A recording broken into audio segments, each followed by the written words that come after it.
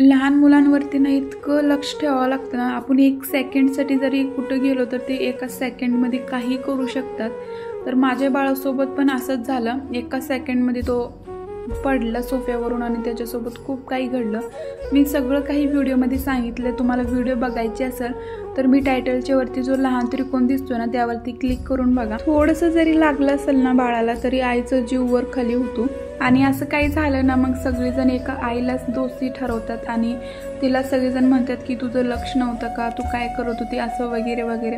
पण ह्या बाबतीत ना मी खरंच खूप नशिबाने, मला सगळेजण समजून घेतात. ह्याच्या आधी ना बुगू कधीच एवढं जोराने पडलं नाही, कधीच त्याला एवढं लागलं नाही. तर हे जेव्हा पडला ना बुगू तेव्हा हे होते त्याच्यासोबत आणि ह्यांच्या डोळ्यापुढेच खेळत होता तरी पण हे सगळं झालं. आणि मला हे म्हणत होते की आपण इतकं लक्ष ठेवतो तरी पण बुगू किती आगाऊपणा करतोय. आता बाळाला किती लागलं किती नाही हे मला अजिबात बघू वाटत नव्हतं.